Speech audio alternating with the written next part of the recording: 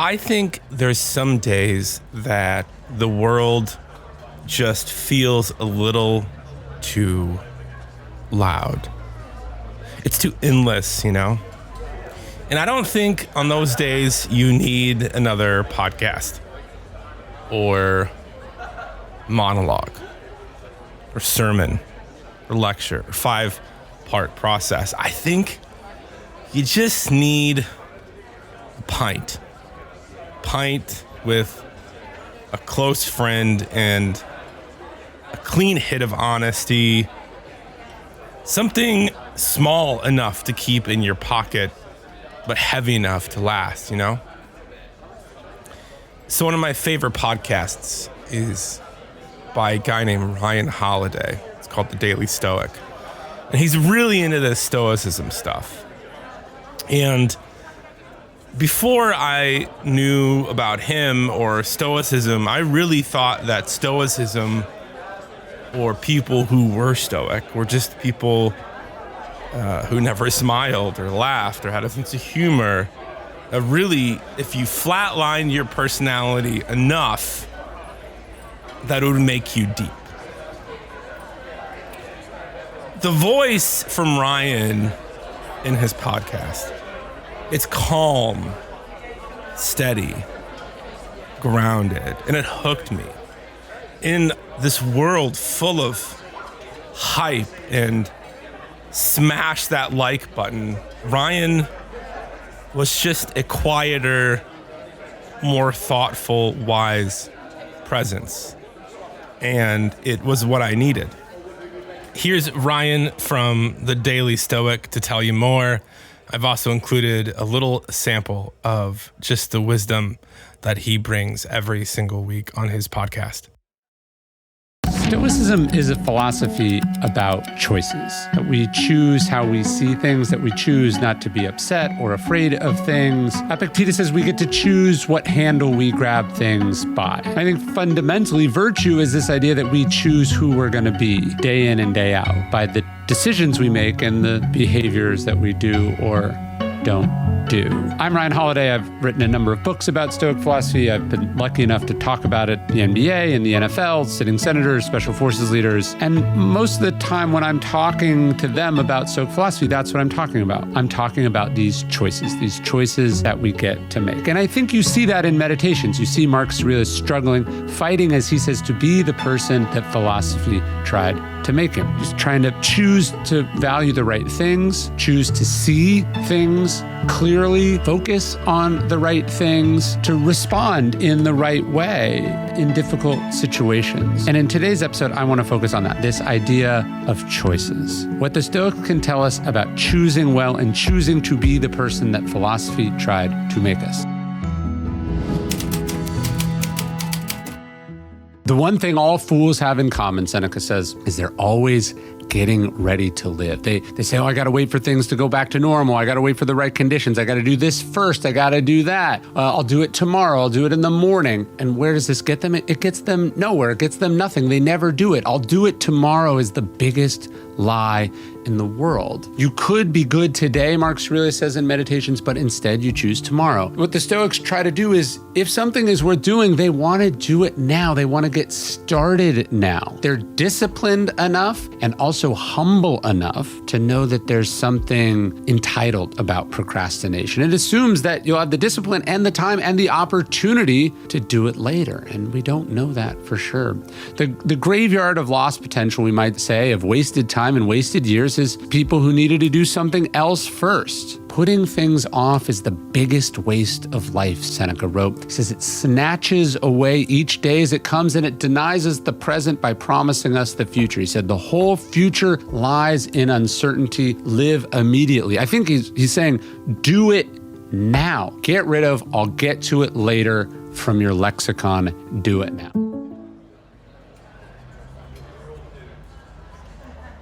And Stoicism as a whole wasn't what I thought. It wasn't about being emotionless.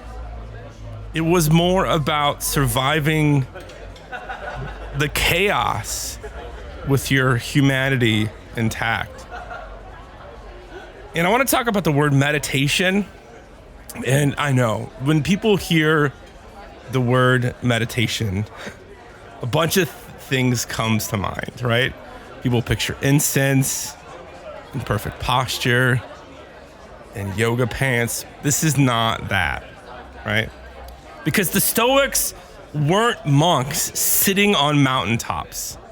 These were guys running empires, and they're writing plays, and they were leading armies. People knee deep in the chaos of everyday life, just trying to hold on to some sanity. Marcus Aurelius, he wasn't a guru. He was the emperor of Rome, and he journaled at night to remind himself just not to be an asshole. That's really what it came down to. Seneca, also a very popular name within Stoicism, he also wasn't a saint. He was an advisor to emperors. He was a playwright, and like most of us, he was a hypocrite half the time. And they wrote these meditations not as these polished political books for other people, but as private notes for themselves. Seneca once said, "We suffer more in imagination than in reality." And Marcus Aurelius wrote this. He said, "Ask yourself at every moment, is this necessary?" And these weren't meant to be profound quotes for coffee mugs. They were desperate reminders, scratched and etched into notebooks to stay calm, to stay clear, and don't let the noise of life eat you alive.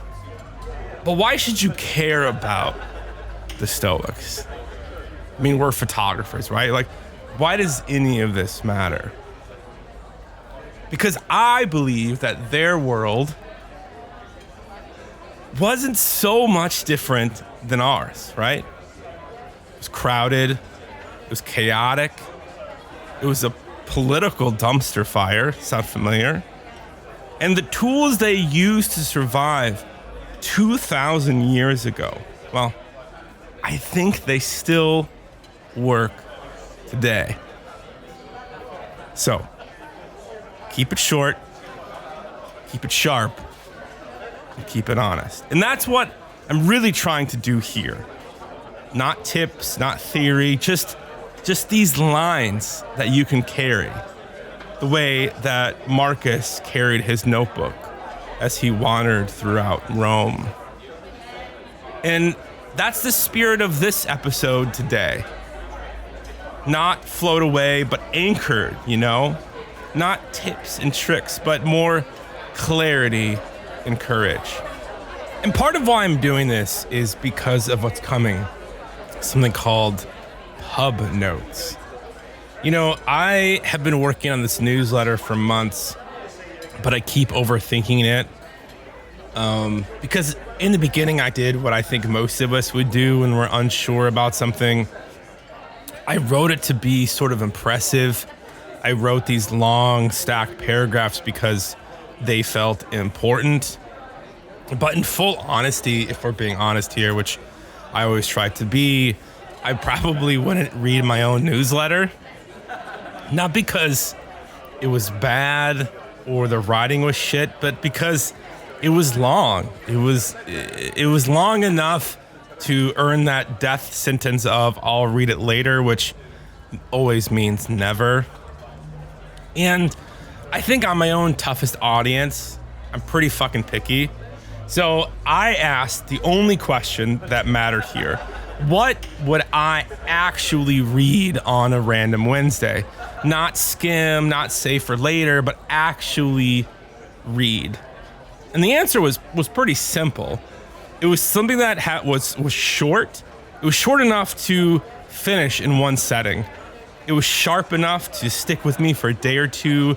It wasn't a lecture. It wasn't filler, just an idea worth carrying.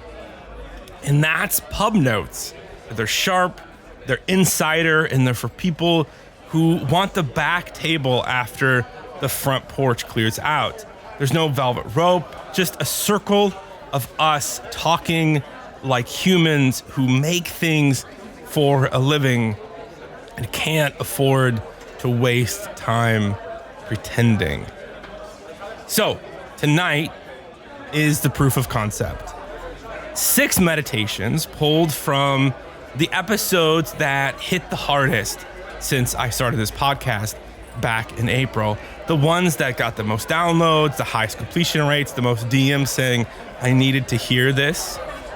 And if this podcast is the front porch, it's open, it's long form, everyone is welcome. Pub Notes is the back table, it's the dimmer light, it's the fewer words, it's sharper edges. All right, pint on the table, pen on the napkin. We'll start off where most of us don't give ourselves credit. The fact that you're still standing here at all. My name is Patrick Four. This is the Terrible Photographer podcast where we have honest conversations about creativity and identity and finding your voice. Today's episode is number 26, and I'm calling this episode Pub Meditations.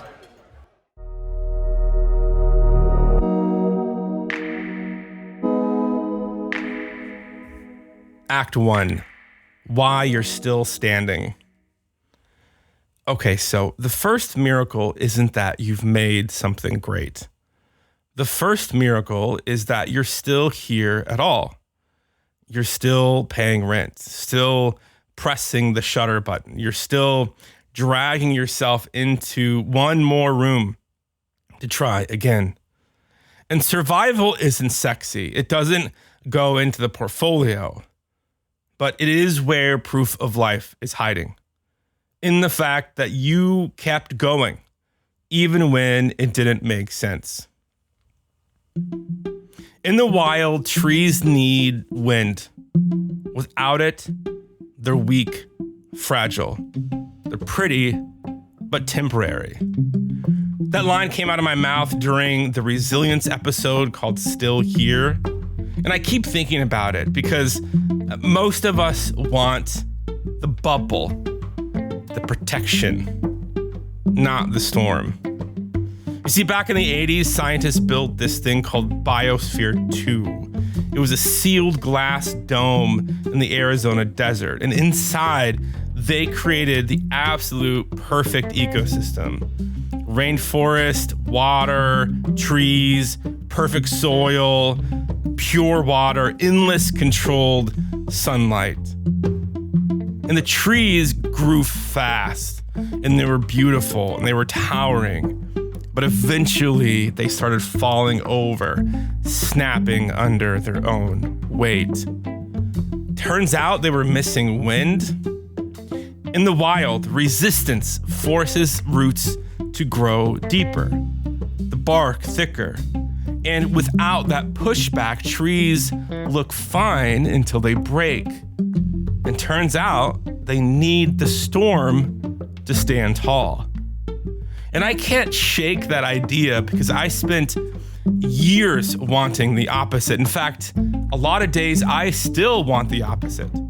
I want the project where nothing goes wrong, the client who pays on time or, God forbid, early, the season where my energy doesn't crater. I wanted, and I still want, the dome. But when I look back and I think about it, the times where I grew the most was not in the bubble. They were fighting the wind. That commercial shoot that went sideways taught me to think on my feet. The client who pushed back on everything forced me to defend my vision.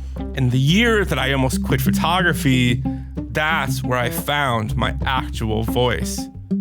Resistance isn't proof that you're failing, it's proof that you're alive and you're growing stronger. And if you're still showing up, even by a thread, you're actually doing something that most people can never imagine. You're reaching out to the client when your confidence is just fucking shot. You're posting an image that scares you. You're scheduling a test shoot that you could have skipped. And that's not weakness. That's training. So, what kind of wind are you fighting with right now?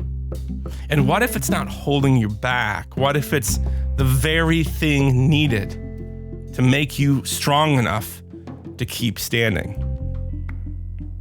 Here's your line to carry. Every day you don't quit is another day the critics, your critics, are wrong.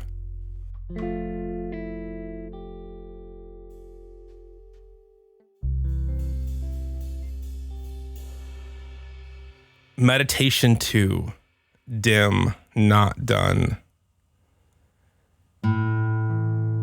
Behind a corporate building in East County of San Diego, I crouched behind a dumpster, throwing up carne asada and calling it a workday. And this moment came up during the burnout conversation. And it's the podcast that I hear about the most, mainly because it's really funny to picture me throwing up tacos behind a garbage dumpster.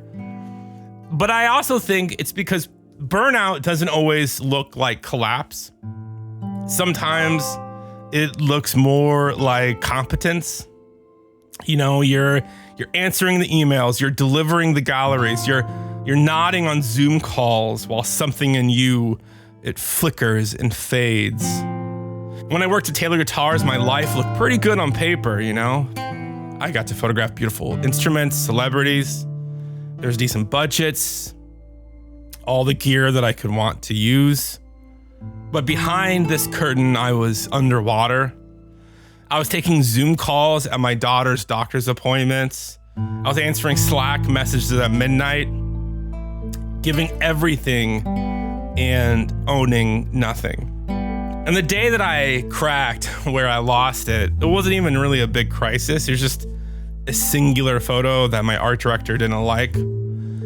But there was a big miscommunication and he was going on vacation and it was just too much.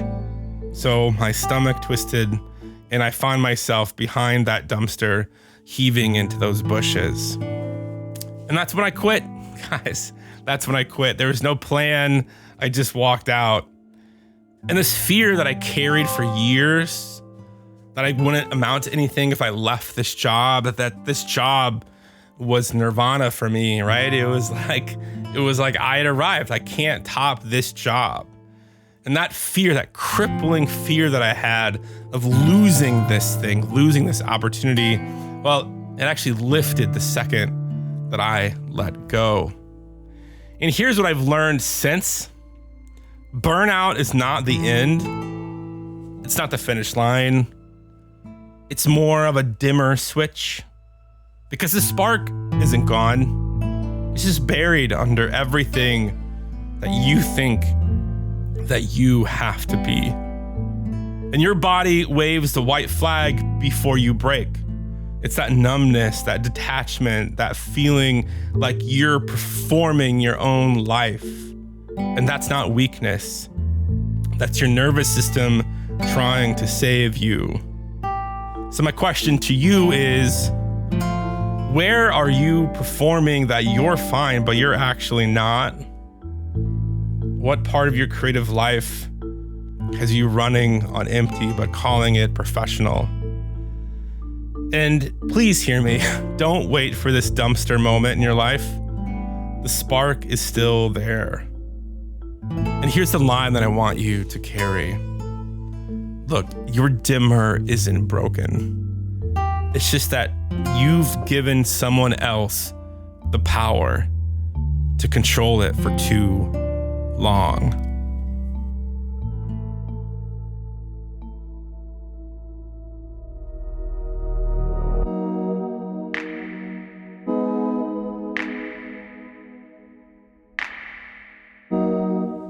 Okay, Act 2, the fight inside, brings us to meditation 3.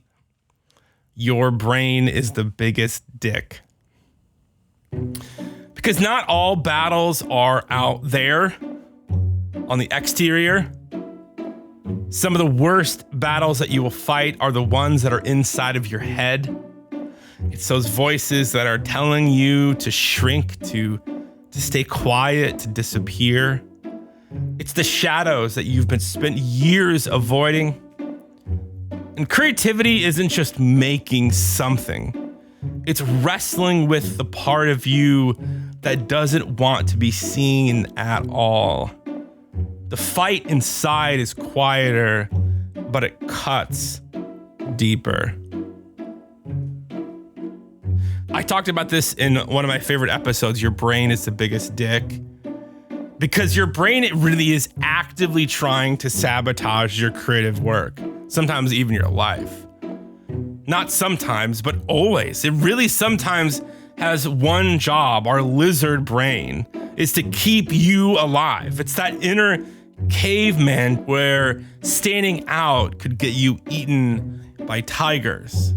So your brain treats every act of creative courage like mortal danger. You post something different than your actual work, and your brain says, everyone will think you're a fraud. You pitch a project that excites you. Your brain says, they'll laugh, they'll play it safe. You consider raising your rates, and your brain says, you'll lose every client. Price like you're desperate. And this voice isn't wisdom. It's not your artistic conscious keeping standards high. It's more primitive alert system that can't tell the difference between a creative risk and a saber-toothed cat. And here's the kicker. The more you succeed, I think the louder it gets. Because now you have something to lose. So I watched a friend land her dream client, Nike. And she told me she spent the first 3 days avoiding saying yes because she was paralyzed. She convinced herself that she couldn't do the work. Her brain had convinced her that she would fail. And this critic, I think, in your head, it doesn't want better art or better work. It wants you to stay safe and quiet and invisible. It doesn't want sharpening your work. It wants dulling your edge. And sometimes when my brain starts this greatest hits album of all of my failures, I have to interrupt. Thanks for sharing. I'm gonna keep working now. Not arguing, that feeds it. Acknowledging it exists and then moving on like it doesn't matter. So here's my question to you. What has your brain been whispering for so long that you've actually started to believe that it's true? And here's the line that I want you to carry. Your inner critic isn't truth. It's just your caveman, your lizard brain, again, afraid of tigers that don't exist.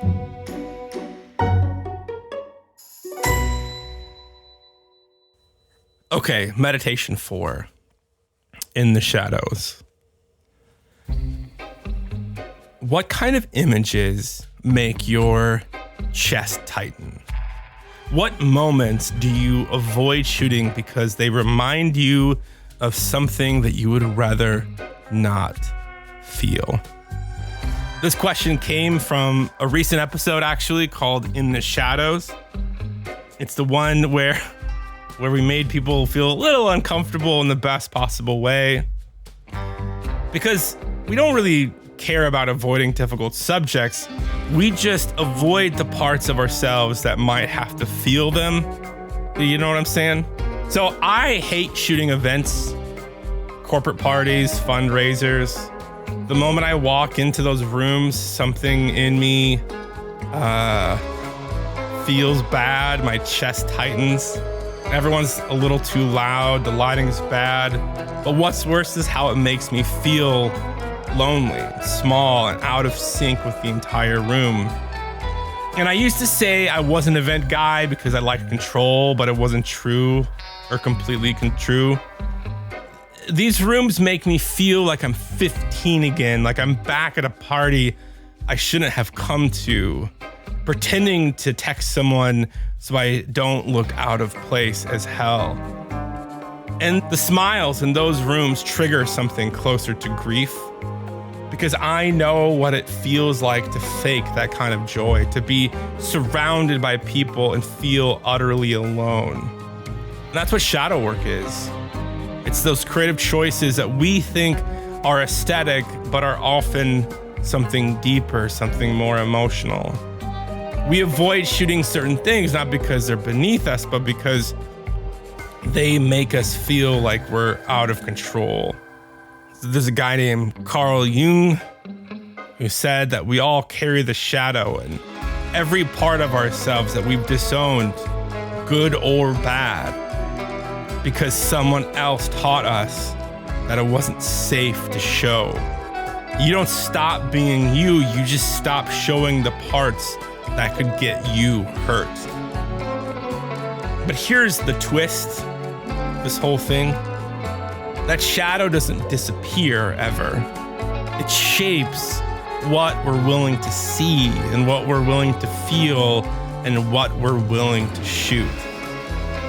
So here's my question to you. What emotion does your work consistently sidestep? What would you create now if no one was watching? And here's the line that I want you to carry with you. The work that you're afraid to want is usually the work that's actually yours.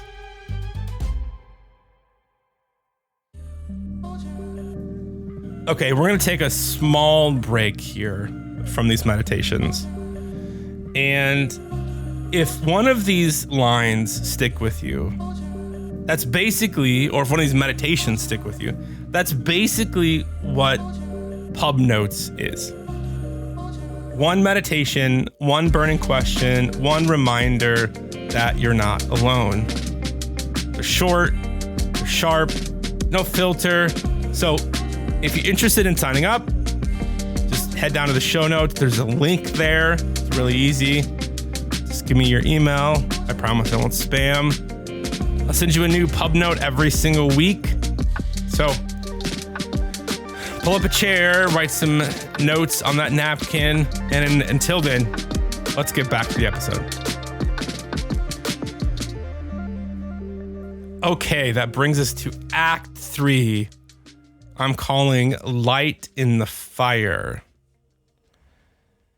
So even in the chaos, light sneaks back in. Sometimes it's a flicker in the corner of the frame. Sometimes it hits you straight in the chest when you least expect it. The world has always burned, but we just keep making work anyway. Because creating beauty in the midst of disaster isn't denial, it's actually defiance. The first thing I felt wasn't pride. It was nausea. Like I'd been called on in class and realized I wasn't wearing any pants.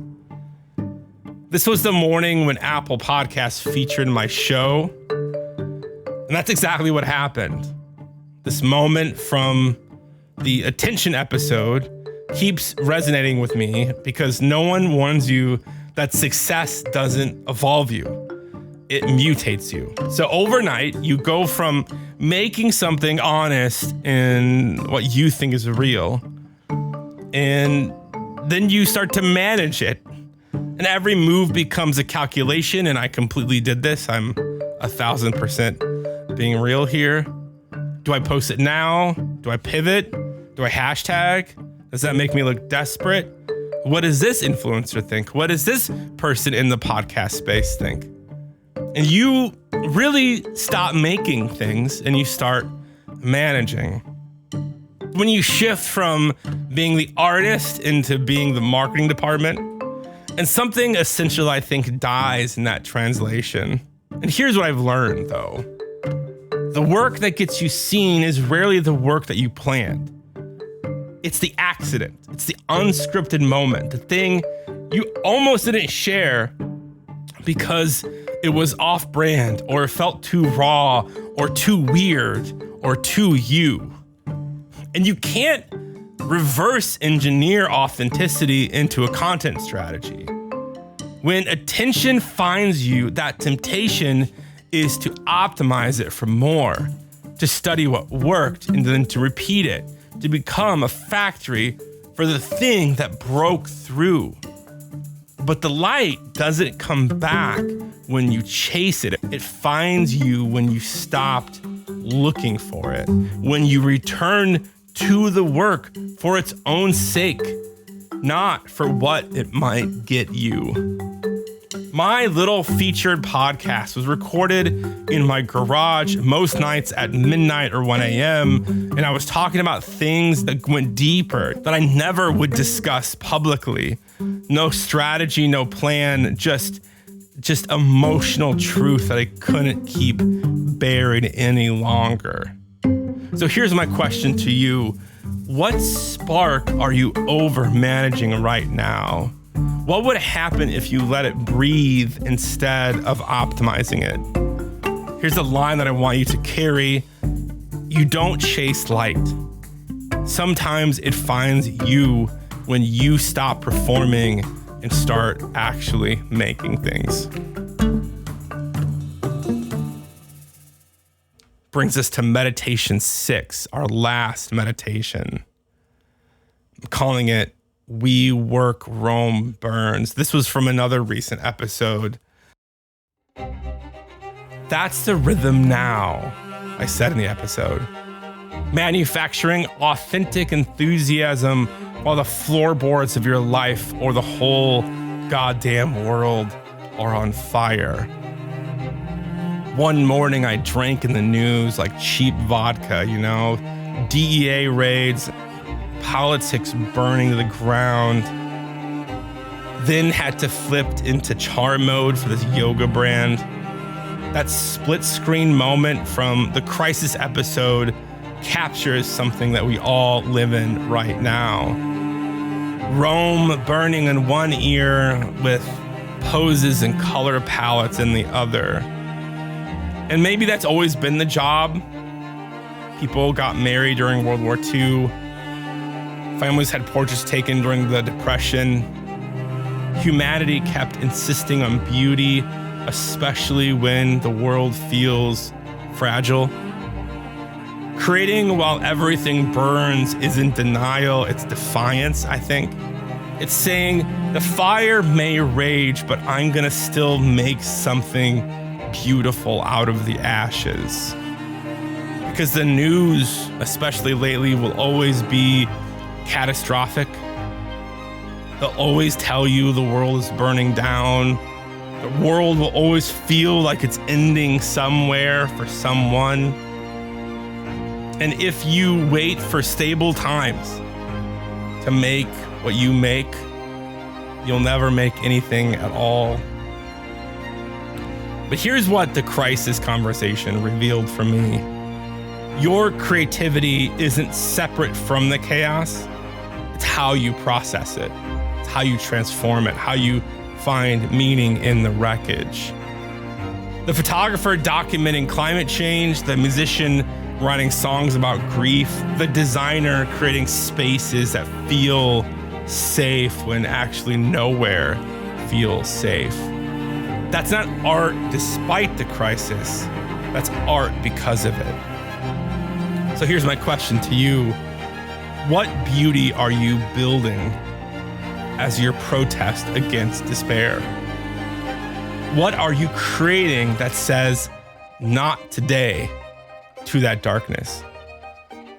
Here's the line that I want you to carry with you. The world has always burned, but beauty is how we resist. Okay, we've made it. That's 6 meditations from the episodes that I think wouldn't let go. 6 lines that I couldn't leave behind. Still here, dim not done, your brain is the biggest dick, and more.